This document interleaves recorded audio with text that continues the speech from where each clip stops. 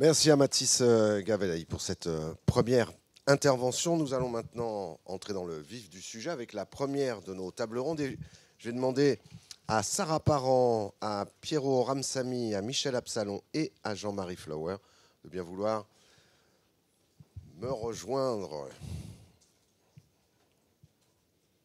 et prendre place.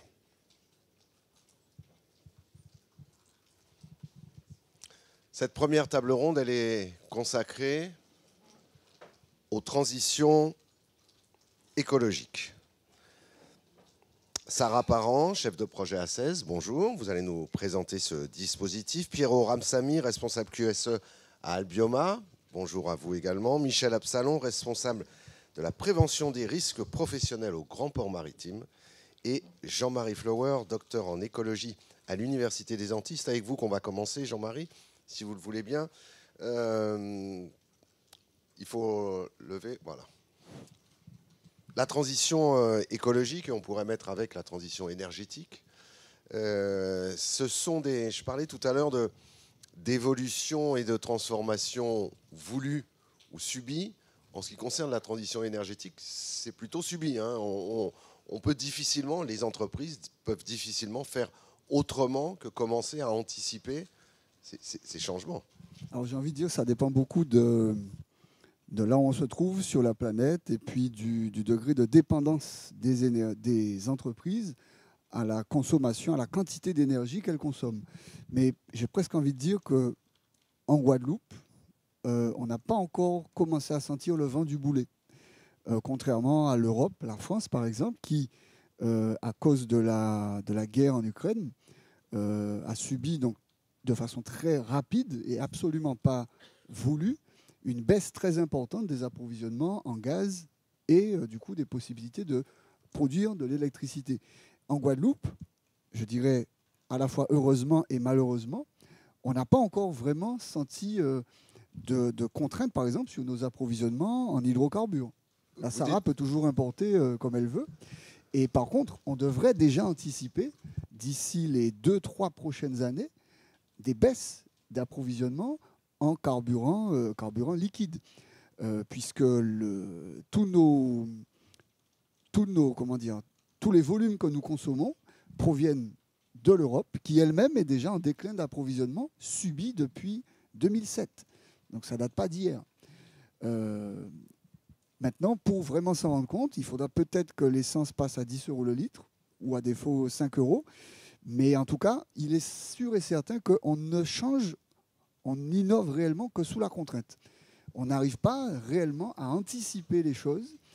Ça, c'est notre cerveau qui est peut-être câblé comme ça. Mais bon, on l'a vu en tout cas avec la pandémie Covid en 2020. On a fait plein de choses qui allaient dans le bon sens pour la transition énergétique, pour la transition climatique, mais c'était sous la contrainte.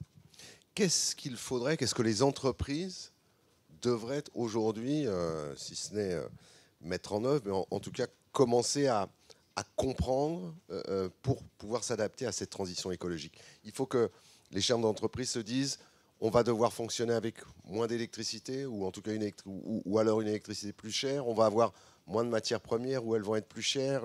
C'est tout ça qu'il faut prendre en compte. Alors d'une manière très générale, comme je le dis, je le redis, il faut sentir le vent du boulet. C'est-à-dire qu'il faut considérer ce qui a de la valeur pour nous. Donc pour une entreprise, ça peut être son réseau de clients, son réseau de partenaires, le chiffre d'affaires qu'elle réussit à accomplir année après année ou trimestre après trimestre. Et il faut arriver à se dire, ça c'est un danger. Et donc c'est un danger, qu'est-ce que je fais face à ce risque que je n'ai plus ni le nombre de clients que j'avais l'habitude d'avoir, ni le chiffre d'affaires que j'avais l'habitude d'avoir, etc., etc. C'est compliqué parce que ça veut dire qu'il faut sortir de sa zone de confort. On a l'habitude, en particulier dans le monde de l'entreprise, d'être foncièrement optimiste sur l'avenir.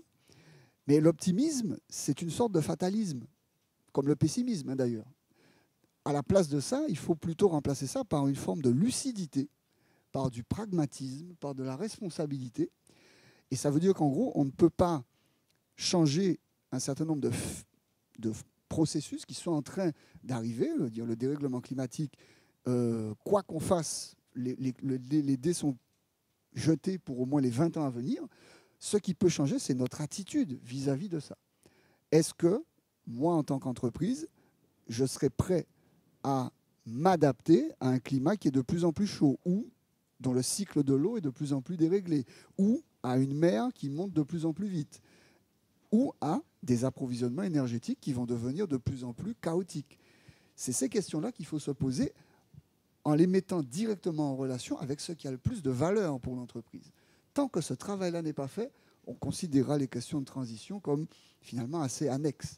Tandis que si ça touche vraiment ce qui nous concerne au plus haut point, alors là, il y a des chances qu'on y mette des moyens, du jus de cervelle, comme on dit, et du temps de travail pour conscientiser et en capaciter le maximum des collaborateurs. On va revenir vers vous tout à l'heure, Jean-Marie, parce que sur cette question de l'impact du dérèglement climatique sur les organisations de travail, il y a un impact aussi direct sur les hommes et les femmes qui travaillent. Et on en parlait tout à l'heure avant le début de cette conférence, la chaleur en particulier, mais on va y revenir tout à l'heure. À vos côtés, Sarah Parent, rebonjour. Vous êtes donc une des animatrices de ce dispositif 16 qui vise justement à essayer d'aider ou d'accompagner les entreprises dans ce processus d'adaptation à la transition écologique. Tout à fait. Alors bonjour, donc Sarah Parent, je suis consultante Green Affaires et chef de projet du programme 16. Donc le programme 16 qui est un programme de maîtrise de l'énergie pour les professionnels. Donc mon rôle est de sensibiliser, d'accompagner, sensibiliser les professionnels à maîtriser leur énergie, mais aussi leur faire prendre conscience de l'impact de cette consommation d'énergie en milieu professionnel. Alors je rejoins totalement ce que disait Monsieur Fleurer. Malheureusement ou heureusement, aujourd'hui, on a sensibilisé environ 200 entreprises en Guadeloupe. Et ces 200 entreprises sont majoritairement soit soumises à des réglementations, donc c'est pour ça qu'elles passent à l'action et qu'elles souhaitent maîtriser leur énergie, soit, alors heureusement, il y a quand même une part où il y a de la prise de conscience et c'est pour ça qu'ils souhaitent agir. Et pour cette part qui a conscience, c'est majoritairement, donc là je rejoins les propos de M. Gavalli, c'est majoritairement des salariés d'entreprises où cette culture de RSE est déjà fortement présente. Donc ce sont des salariés qui ont déjà entendu parler de transition énergétique, transition écologique, qui sont déjà sensibles à et qui sont à l'origine du processus dans leur entreprise, qui sont un peu...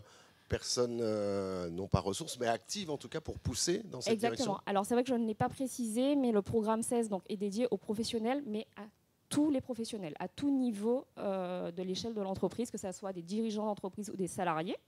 Et donc les dirigeants d'entreprise, souvent ce sont des interventions au sein même de leur entreprise, donc un petit peu personnalisées, enfin, majoritairement personnalisées. Et puis pour la partie salariée, on organise des événements collectifs où ce sont les professionnels de leur plein gré qui viennent à nos événements. Et donc là, quand on sensibilise, on comprend bien que ce sont des personnes qui sont déjà sensibles à cette notion d'écologie et de maîtrise de l'énergie. Mais c'est encore difficile, du coup, d'atteindre ce public où la conscience de se dire que la ressource peut manquer, l'environnement est impacté par cette consommation, c'est un gros sujet pour notre recrutement. Alors, il y a des salariés qui sont sensibilisés avant même vos interventions. Qu'en est-il des responsables d'entreprise ? Alors, comme je le disais, les responsables d'entreprise, c'est beaucoup d'entreprises où ils sont soumis à du réglementaire. Donc, ils acceptent de participer au programme ou c'est eux qui nous demandent à participer au programme pour justement répondre aux critères réglementaires en matière de transition énergétique. Après, c'est vrai que dans notre manière de recruter, on fait aussi du porte-à-porte. Donc, on va voir les petits commerçants de bourg, de quartier, où on va leur parler du programme de maîtrise de l'énergie, de l'impact de l'énergie sur l'environnement et principalement en Guadeloupe. On fait un gros focus sur la Guadeloupe pour essayer le plus que possible de les sensibiliser que c'est chez nous que ça se passe, c'est pas ailleurs. Le changement climatique, c'est pas la fonte des glaces, mais c'est aussi l'érosion sur nos côtes. Et alors, c'est vrai qu'on a du public où les personnes, on va dire, un peu plus âgées, ils vont nous dire effectivement, à une autre époque, c'était pas comme ça et on voit bien l'évolution, donc ils sont sensibles. Et puis, on a les plus réfractaires où ils vont nous dire, de toute façon, l'atténuation, ça ne sert à rien, on va juste s'adapter et puis c'est pas moi, c'est pas ma petite pierre à l'édifice qui va y changer quelque chose. On a vraiment les deux profils. Est-ce qu'il y a des réticences liées à l'aspect financier? Est-ce qu'il y a, dans les entreprises, on se dit oui, vous êtes bien gentil, mais bon, s'adapter, ça coûte cher, et finalement, moi, je ne peux pas me permettre. Il y a ça aussi? Alors, s'adapter, ça coûte cher. L'origine même du programme 16 n'est pas d'aller sur le volet financier. Ça n'empêche que c'est un levier motivant pour les chefs d'entreprise. On leur fait bien comprendre qu'avec l'augmentation, entre autres, du prix de l'électricité, je ne veux pas taper sur EDF, pardon Gaël, ça peut aussi être tout aussi cher que... et puis, en réalité, trouver des solutions de maîtrise de l'énergie ne veut pas forcément dire nouveaux équipements. Solution de maîtrise de l'énergie, c'est peut-être qu'on ne s'est jamais posé la question, mais une ventilation naturelle suffit à remplacer une clim. Et ça apporte autant de confort, si ce n'est plus. Exactement, le comportement et les modes organisationnels peuvent avoir plus d'impact que des équipements performants typiquement. À cette même table, nous avons également Piero Ramsamy. Vous êtes responsable QSE à Albioma. Vous fabriquez de l'énergie, et vous fabriquez de l'énergie en valorisant, en tout cas ici en Guadeloupe, une partie de déchets, puisqu'il y a de la biomasse. Il y a de la bagasse, pardon, de la biomasse aussi. Piero Ramsamy, cette démarche d'adaptation à la transition écologique, comment elle se décline à Albioma? Bonjour à tous. Déjà, je vais planter le décor pour Albioma, qui est producteur d'énergie à l'initiale à base de charbon, il faut le dire. Et accessoirement, on brûlait de la bagasse quand on avait une belle campagne sucrière. Depuis 10 ans, il y a 10 ans de ça déjà, notre conseil d'administration et notre direction générale, ensemble, ils ont pris la décision d'arrêter le charbon. Depuis 10 ans, on travaille à la transition énergétique.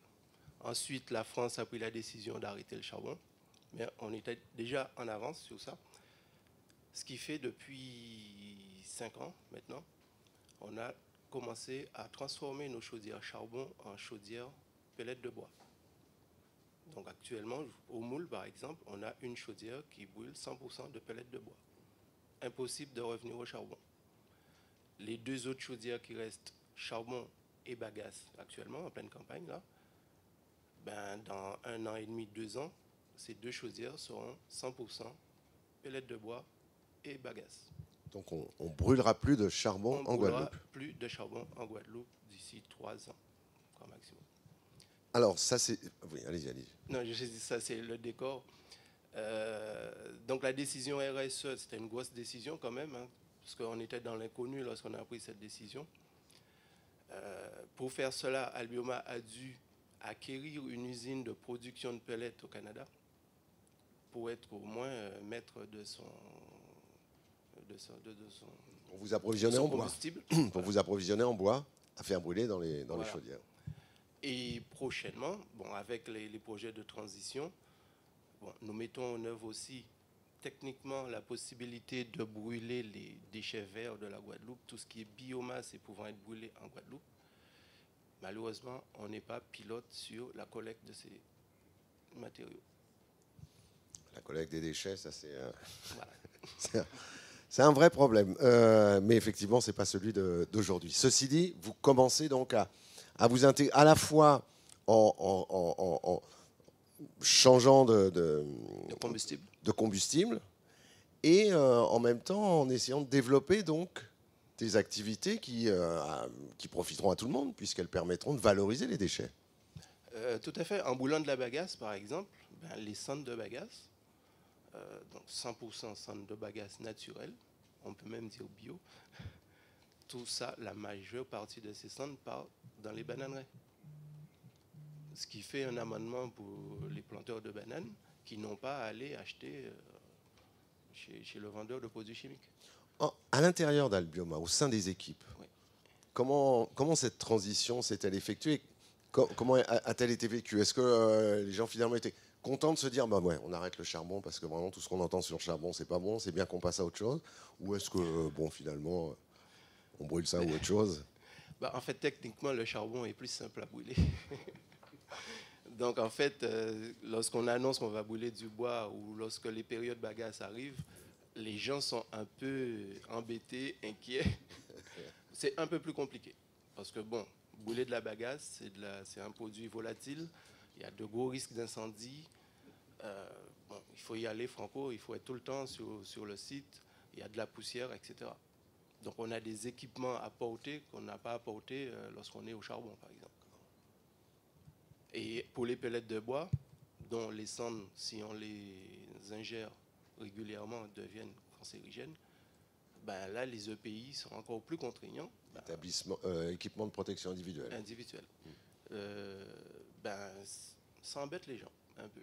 Mais au fur et à mesure, lorsqu'on comprend les choses, on lit, bon, les chiffres sortent, bon, les salariés... Et ce travail-là, vous le faites à Albioma? Est-ce que, par exemple, vous accompagnez Albioma? Pas encore. Pas encore, mais c'est en discussion avec Madame Dalton. C'est en discussion.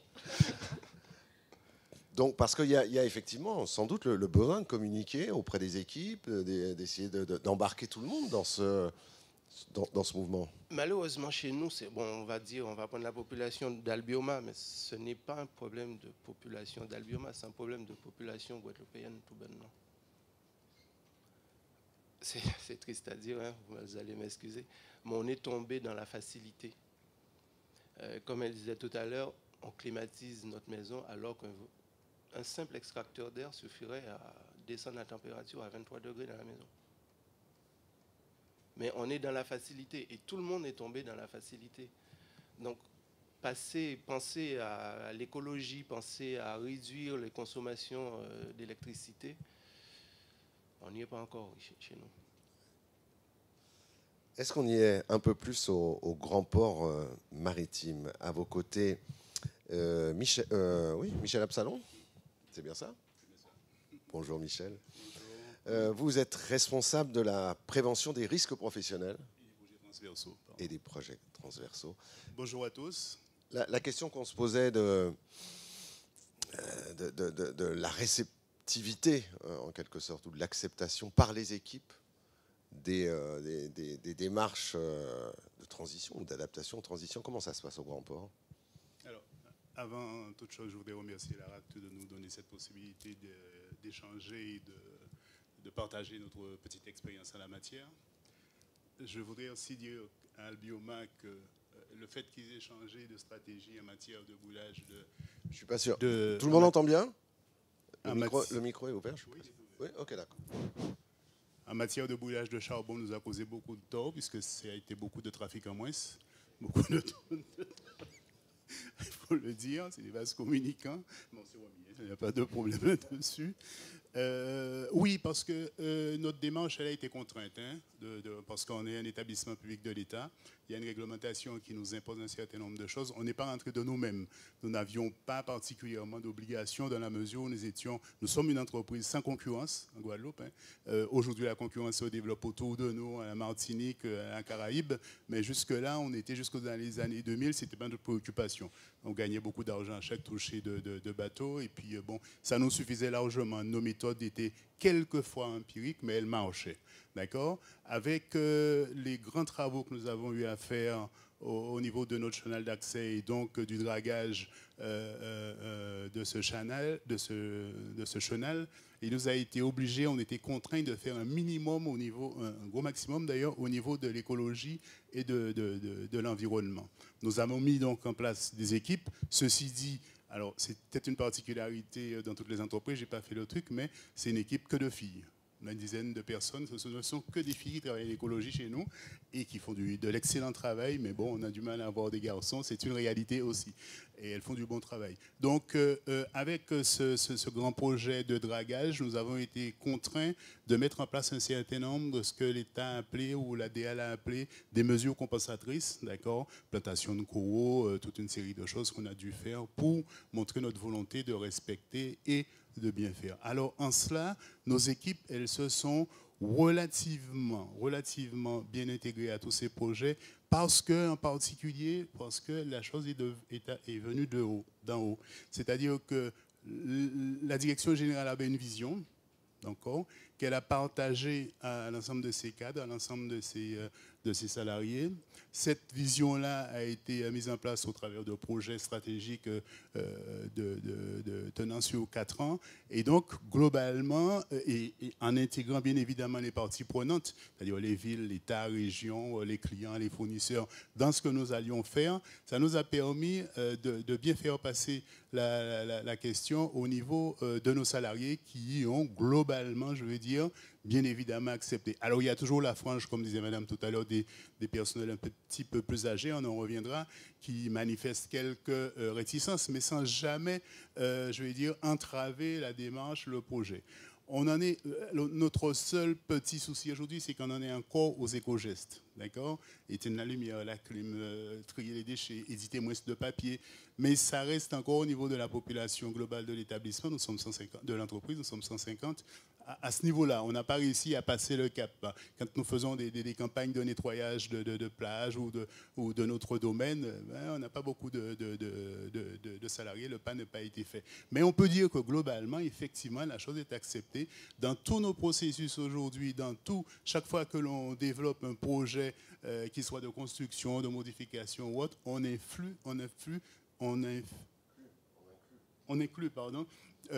la question énergétique, la question environnementale obligatoirement.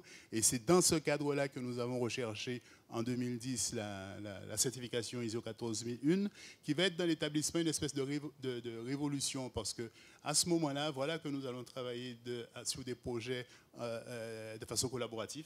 D'accord, ce qu'on ne faisait pas jusque-là, chacun dans son coin faisait sa petite affaire.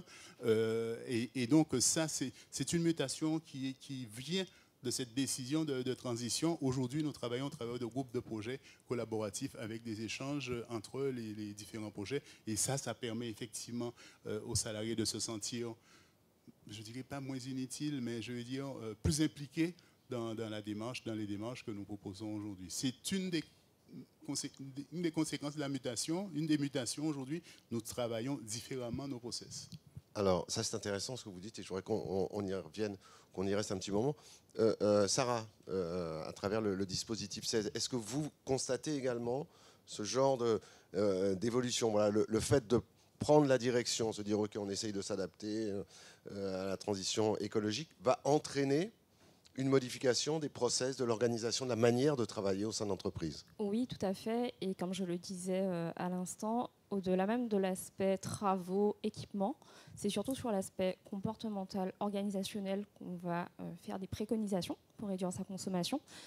Et pour rejoindre un petit peu l'exemple du grand port de la Guadeloupe, ça vient souvent du management et c'est là que ça fonctionne réellement. Donc c'est pour ça que c'est important de s'adresser et que son management soit conscient de cette notion de transition énergétique et de l'importance de cette transition. Je vais vous parler d'un exemple concret d'un supermarché qu'on a accompagné où en fait, alors en Guadeloupe, il se trouve que les supermarchés ont beaucoup plus de froid alimentaire que la France métropolitaine. Tout simplement, ça rejoint un autre point, je pense que M. Florian va mieux connaître que moi, mais on exporte beaucoup, on a beaucoup d'aliments surgelés, congelés, importés. Oui, c'est pas on importe beaucoup, oui, pardon. Vous allez dans un supermarché en France métropolitaine, vous aurez, par exemple, très peu de viande congelée qu'on a en Guadeloupe et qui nous paraît tout à fait normal. Et du coup, lorsqu'on a accompagné ce professionnel, son poste principal de consommation était évidemment le froid alimentaire. Et en fait, il s'est bien rendu compte qu'il suivait les directives de sa chaîne, de la franchise à laquelle il appartient. Et au-delà du mode organisationnel interne des humains, c'était peut-être de revoir aussi son offre, exactement. Et peut-être vendre des produits locaux, des produits frais, allait lui permettre, alors non seulement il faisait une bonne action sur la partie alimentaire, mais aussi sur la partie énergétique pour lui-même.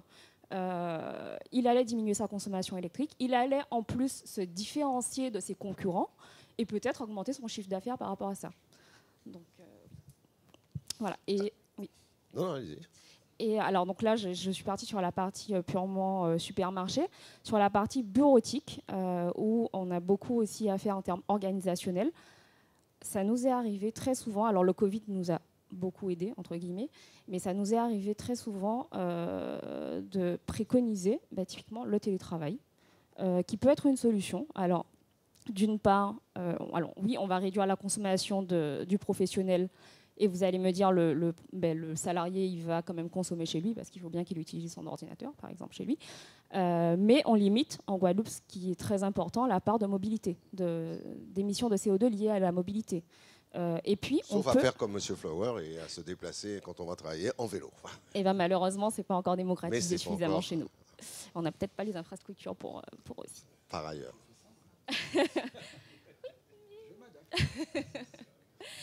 Et finalement, on s'en rend compte aussi qu'on agit sur le bien-être du salarié en faisant ça.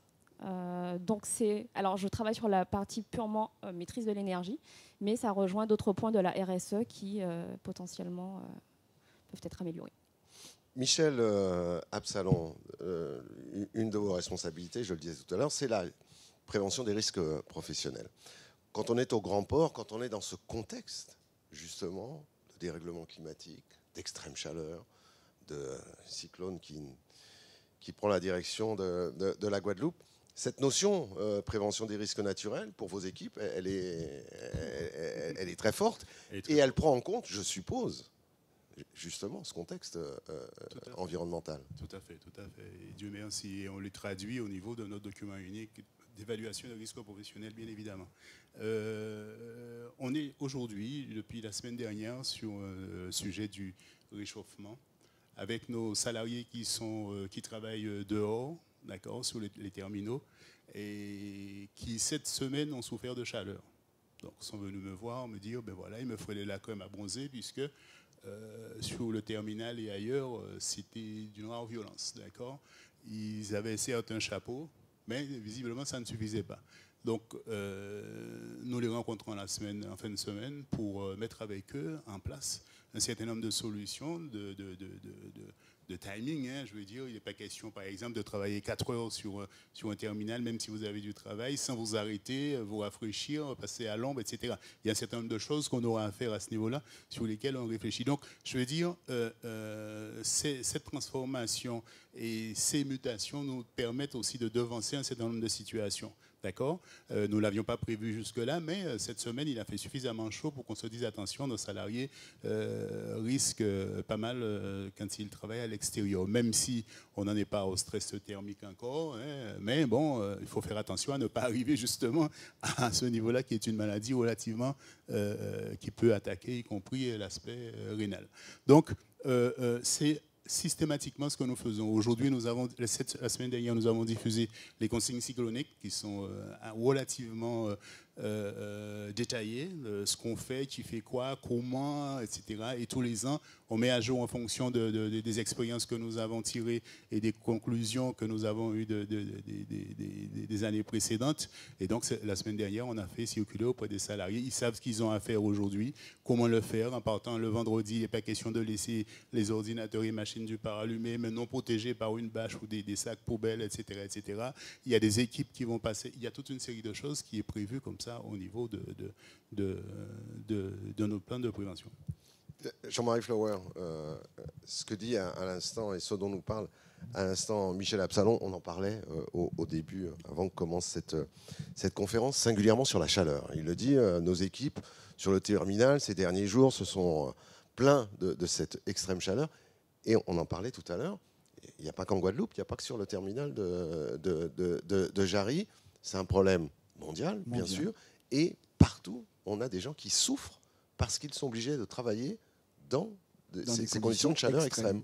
Alors, ce n'est pas seulement la chaleur, c'est la combinaison chaleur et humidité qui, du coup, sera encore plus prégnante pour nos petits territoires insulaires ou archipélagiques, parce qu'on est entouré d'eau. Et qui dit grosse masse océanique, dit aussi forte humidité atmosphérique.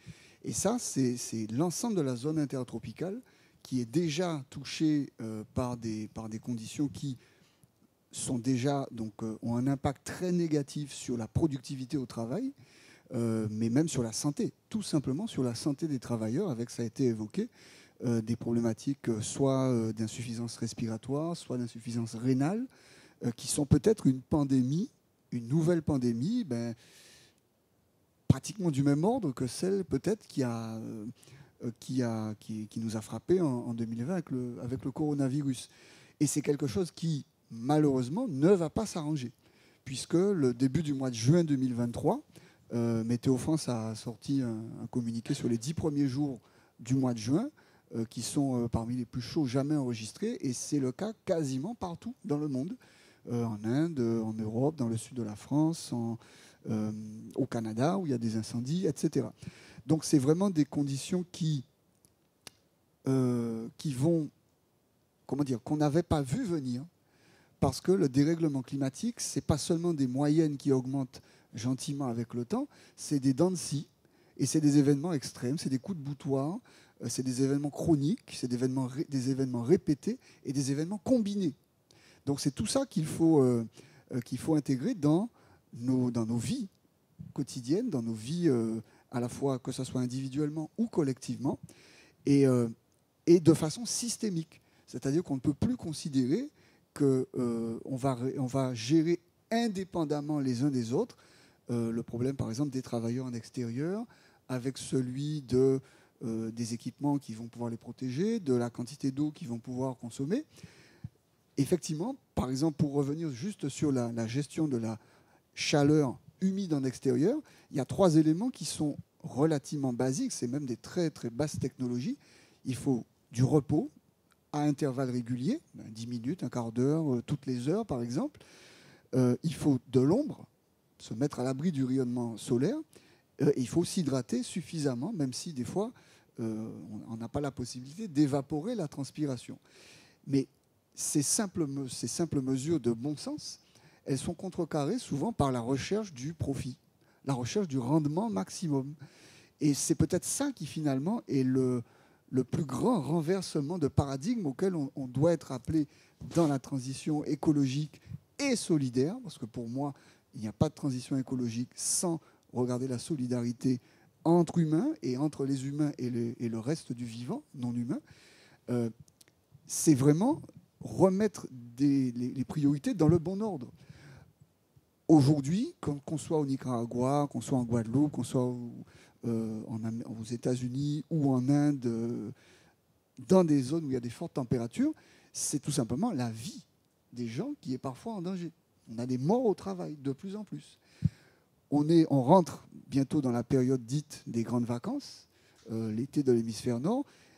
Ça n'est plus les beaux jours maintenant, ça devient les jours extrêmes. Et donc ça veut dire qu'on ne peut plus se projeter de la même manière qu'on soit un travailleur, qu'on soit un vacancier. En fait, toutes les ressources qu'on va utiliser pour nos besoins, boire, manger, se protéger du soleil, etc., toutes ces actions-là, elles doivent être lues, entre guillemets, avec le prisme. Est-ce que me protéger, finalement, ça ne met pas d'autres personnes un peu plus en difficulté? Par exemple, la climatisation, c'est très bien pour ceux qui sont dans la salle climatisée, mais c'est une catastrophe pour tous ceux qui sont condamnés à vivre à l'extérieur, puisque la climatisation retire de la chaleur et finalement augmente la chaleur à l'extérieur. Donc, il y a des solutions, entre guillemets, qui sont des fausses bonnes idées. Et ça s'appelle de la maladaptation. Et je pense que dans les conditions de travail, il faut aussi qu'on soit très systémique dans la façon de considérer les problèmes pour ne pas rajouter d'autres problématiques et à rajouter des problèmes là où on a voulu en régler un premier au départ. Merci Jean-Marie Flower. Ça va nous servir de conclusion pour cette première table ronde. Merci à Sarah Parent, merci à Piero Ramsamy. Michel Absalon, je ne vous remercie pas parce que je vous garde à la table. Donc, je vous remercierai plus tard. Merci à vous trois. Vous pouvez regagner la grande salle. Vous pouvez les applaudir.